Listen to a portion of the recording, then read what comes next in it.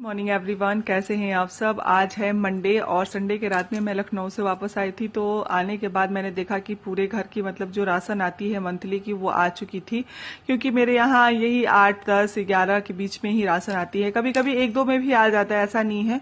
तो फिर यहाँ पे सारी चीजों को मैं चेक कर रही थी। चेक करके उसके बाद फैला के आपको देख ही रहा कि मैं बैठी हुई हूँ आराम से, क्योंकि सुबह सुबह का टाइम है। एक तो मैं थकी भी हुई थी और मतलब इतना भी सुबह नहीं था, हालांकि मैं उठने को तो बहुत जल्दी उठ गई थी। अभी तक मैंने बहुत सारे अपने काम निपटा चुकी थी। बाहर का जो भी कपड़ा वपड़ा धोना था या फिर मेरा जो भी था, तो वो सारी चीजों को मैं धोने के बाद उसके बाद यहाँ पे आई थी। उसके बाद भाभी आ गई हैं किचन में और मैं भी हूँ किचन में। तो साथ में कुछ कुछ बातें होते होती मतलब जो भी नाश्ता है, खाना है, जो भी मेरा था आज मैंने सब बहुत जल्दी ही निपटा लिया, क्योंकि मैं बहुत थकी हुई थी और कुछ भी करने का मन नहीं कर रहा था। भाभी नहीं बोली कि बाबू सोया है, चलो मैं तुम्हारे साथ हेल्प कर देती हूँ। तो भाभी भी आज किचन में है। अभी पता है चेहरे से मेरे लग रही है कि मैं कितनी थकी हुई हूँ।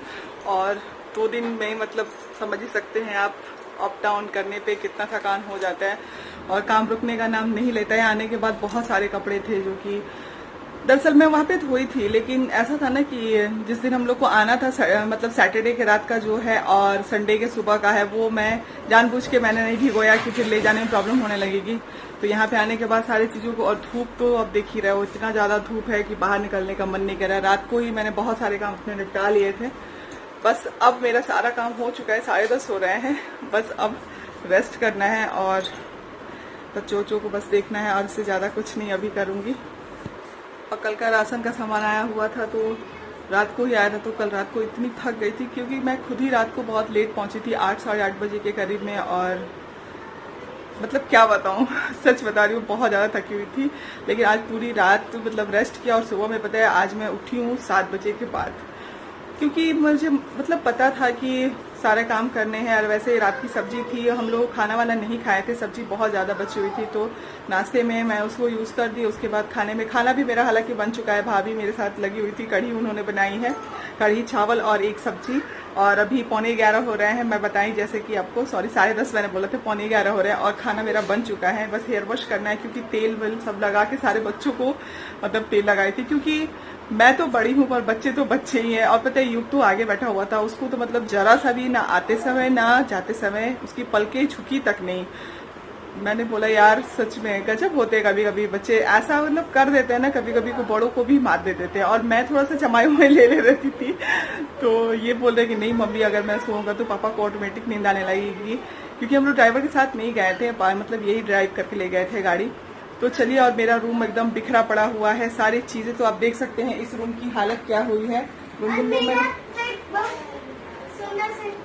गुनगुन को तो मैंने नहला दिया है, और सब जो भी था मेरा बैग वैग सारी चीजें मैं इसमें अब रखूंगी, डालूंगी।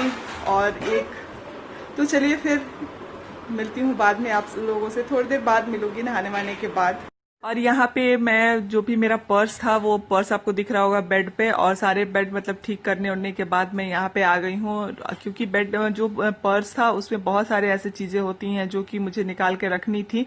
तो मैंने सोचा कि चलो, क्योंकि पर्स जब अंदर डाल देते हैं तो याद भी नहीं आता है कि उसमें क्या क्या चीजें हैं क्या क्या नहीं है।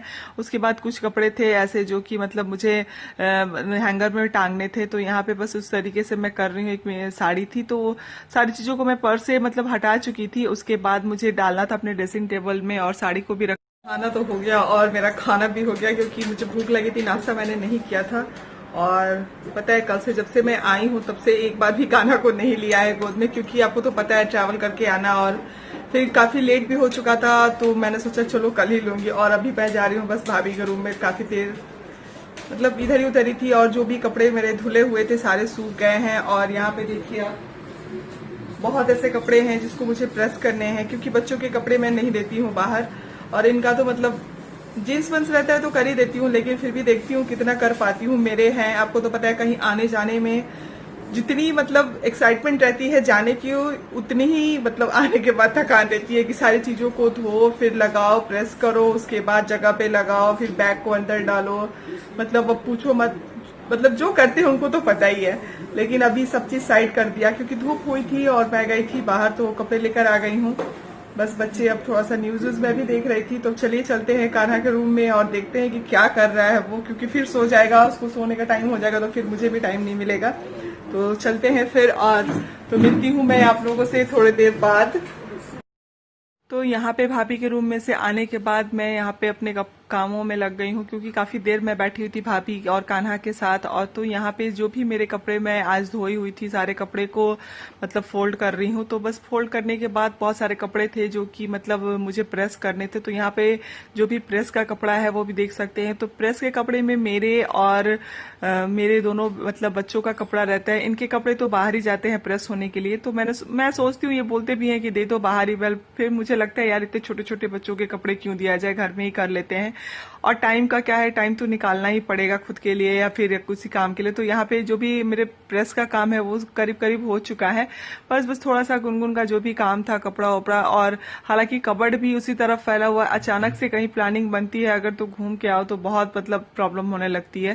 थोड़ा सा सेट होने में टाइम तो लग ही जाता है। जो पर जेंट्स लोग का क्या है, उनको तो मतलब सच बता रही हूँ, उनको तो कोई प्रॉब्लम रहती ही नहीं है, आराम से बैठ के टीवी देख। दोपहर के बाद अभी आप लोगों से मिल रही हूँ, क्योंकि पूरी दोपहर मेरी मतलब तबीयत ठीक नहीं थी। एक तो मतलब आने के बाद, जर्नी के बाद हरासमेंट मुझे बहुत ज्यादा हो रखा था, और अचानक से मुझे एक ऐसी न्यूज पता चली जो कि बहुत मतलब ज्यादा मेरे लिए शॉकिंग थी।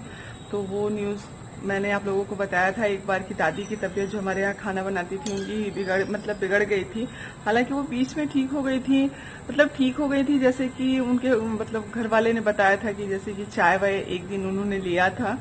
तो मुझे लगा कि चलो हाँ आप ठीक हैं, और मतलब ठीक थी, डॉक्टर ने भी बोला कि अभी ठीक है वो। फिर अचानक से आज पता चला कि वो हमारे बीच में नहीं रही।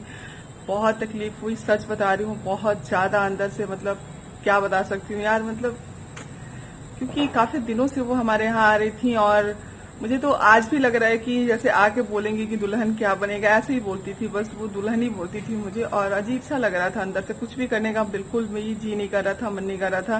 क्योंकि एक कहते हैं ना कि साथ में मतलब रहने से दुश्मन से भी लगाव हो जाता है, वही था। मतलब ऐसे तो मैं किसी से ज्यादा मेरे साथ उतना नहीं रहता था, लेकिन हाँ किचन में रहती थी तो दादी ये मैं कर देती हूँ, दादी वो मैं कर देती हूँ। लेकिन एक अजीब सी फीलिंग आ रही है अंदर से, अच्छा नहीं लग रहा है, बिल्कुल भी अच्छा नहीं लग रहा है। लेकिन वीडियो स्टार्ट किया है तो एंड तो करना ही पड़ेगा।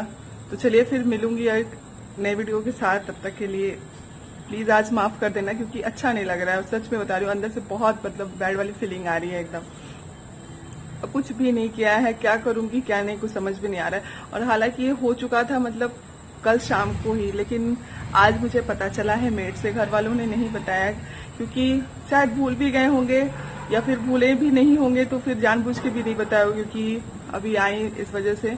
तो अभी पता है मेड से मैंने पूछा तो वो मेरे को बताई है, जो दूसरी वाली मेरी मेड आती है वो, उनसे मैंने पूछा तो वो बताई है कि भाभी वो नहीं है अब। बहुत अजीब शॉकिंग सी न्यूज थी। चलिए कोई नहीं, फिर मिलती हूँ एक नए वीडियो के साथ।